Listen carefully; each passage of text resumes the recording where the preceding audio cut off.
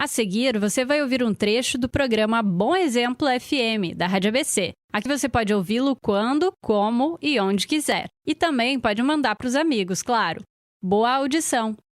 Para falar sobre um assunto que eu estou bem curiosa. Faz semanas que a gente fala aqui no nosso programa sobre ela, a logosofia. E hoje quem veio nos ensinar mais a respeito, dividir seu conhecimento com a gente, é o Arthur Dias, que ele é diretor da Fundação Logosófica em São Leopoldo. Bom dia, bem-vindo ao Bom Exemplo, Arthur. Bom dia, Marina. Bom dia, Guilherme. Bom dia aos ouvintes. Também estava na expectativa desse momento. E é muito bom a gente poder ter esse sentimento de expectativa boa, porque é por um motivo bem especial, é dividir conhecimento. E por isso eu quero já começar te perguntando se a gente precisasse resumir de forma breve, em poucas palavras, o que é logosofia. Esse resumo talvez seja o maior desafio, Marina.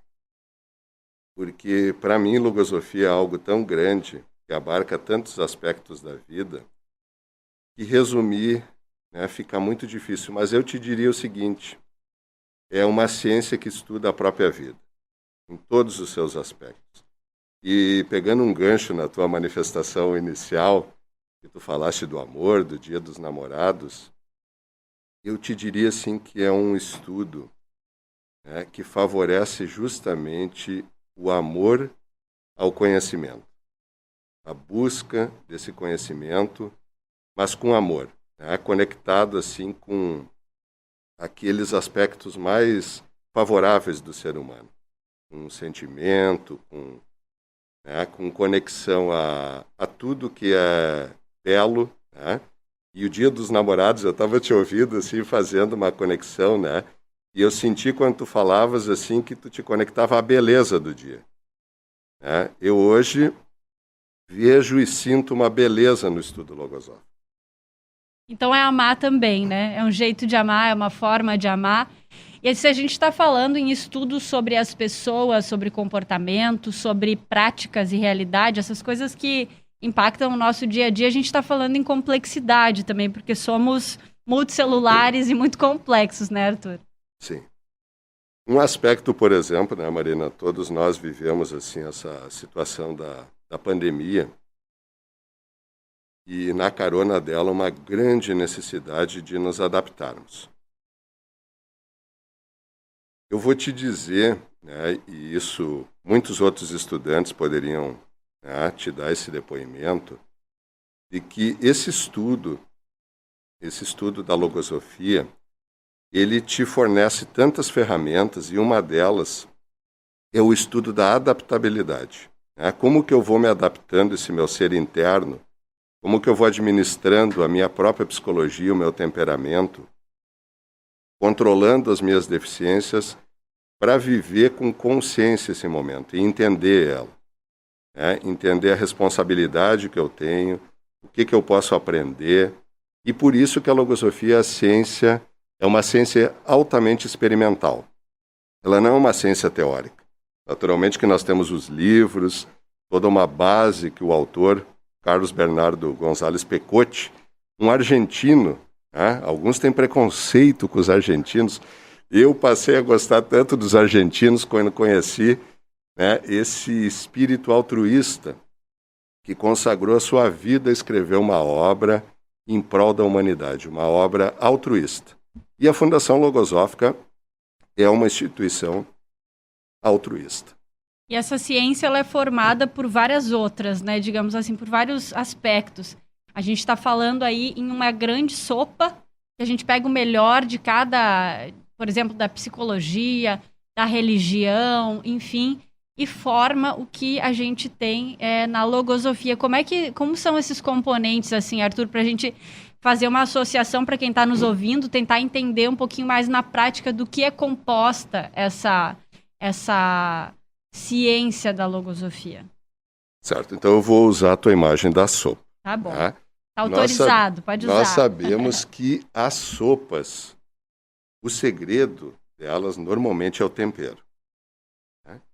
Então, a logosofia é um tempero que à medida que eu vou provando essa sopa, que eu vou experimentando a logosofia, eu vou identificando, olha, isso aqui é alecrim, isso aqui é manjerola, né? Isso aqui, né, é uma páprica, né? Eu vou identificando porque eu associo esse estudo à vida. Então nós temos os livros, uma bibliografia muito ampla que o autor deixou, que ele consagrou toda a sua vida a escrever essa bibliografia, artigos, novelas, romances, né? Enfim. E aí a gente estuda e depois nós levamos à experimentação desse estudo. Bom, eu estudei hoje a virtude da paciência. Então, hoje, conscientemente, eu vou praticar a paciência. Eu estudei a deficiência da timidez. Nós estávamos falando há pouco do impacto negativo da timidez na vida das pessoas. E eu te contava que a antideficiência é a resolução. Né? Então, como que hoje eu vou praticar a resolução? E depois que eu chego à conclusão de como eu pratiquei, Marina, o método logosófico, porque há um método, ele me convida a voltar a estudar aquela experiência, extraindo os elementos que eu acertei, o que eu não acertei. De forma analítica, assim mesmo. De forma analítica. E tem uma outra parte do método logosófico que é muito virtuosa e que vai ao encontro dessa busca humanista que todos nós queremos, né? Aliás, eu quero te contar que a logosofia, ela é denominada pelo autor de ciência do afeto. Opa! Ciência do afeto. Será que está faltando afeto? Ou coisinha que está faltando aí nesses últimos tempos, então. hein? E como que nós praticamos esse afeto? Agora nós estamos impedidos, em função da pandemia, de nos reunir. Mas lá, nas sedes culturais, que hoje tem no Rio Grande do Sul, praticamente todos os estados do país e mundo afora, né, a Fundação Logosófica já está presente, nós nos reunimos para intercambiar, para trocar interpretações, experiências, conhecimentos. Né? A gente costuma apresentar a imagem do vaso, mas vamos usar a imagem do calendário, que tu ganhou um calendário hoje de presente. Bem né? bonito, nosso calendário aliás. do ano. Tem uma parte do calendário que tu estás vendo que eu não estou enxergando. E da mesma forma, eu estou olhando aqui o julho e tu está olhando o junho. Eu posso te contar o que tem aqui que tu não vê. E tu vai me contares. Então, essa troca, né, de conhecimento é um dos alicerces da Fundação Logosófica. E aí, nesses encontros, então, vocês fazem essas trocas por meio de conversas, palestras, oficinas? É assim que acontece, Arthur?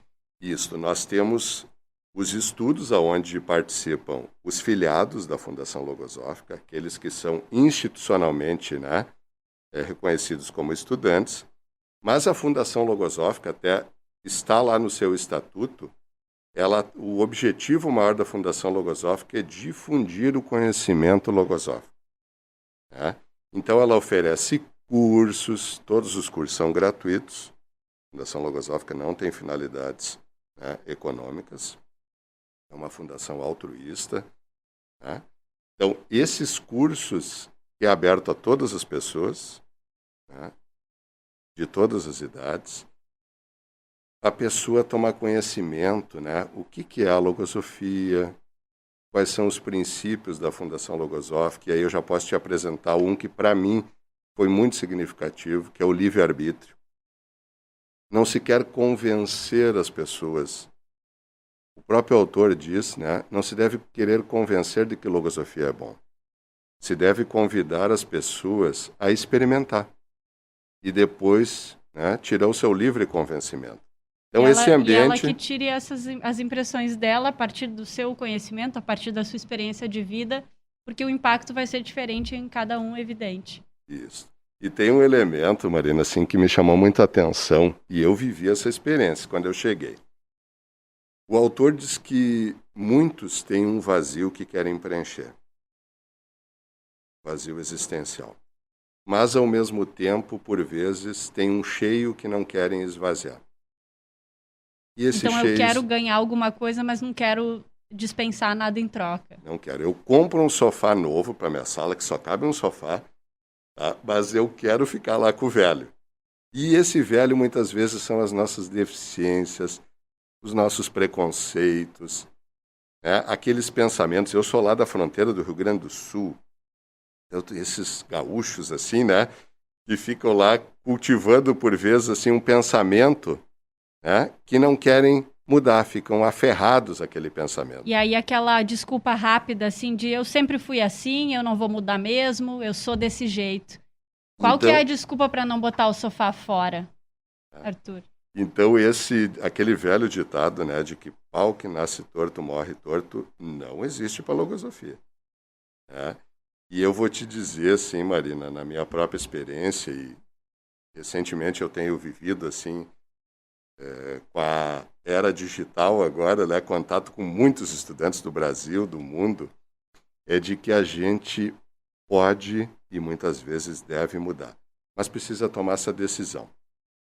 E a logosofia tem um método que tem uma virtude, né, de não forçar essa decisão, mas de convidar o ser a olhar para a própria vida, para a própria realidade, para o próprio querer e definir se quer ou não mudar com leveza, com tranquilidade, né? Sem opressão, sem sofrimento, sem culpa.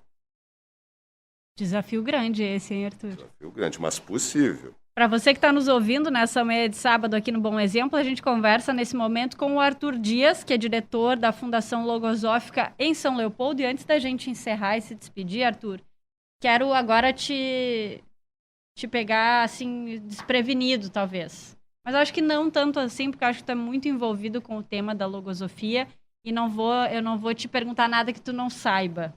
Até a gente falava sobre isso antes do microfone fechado.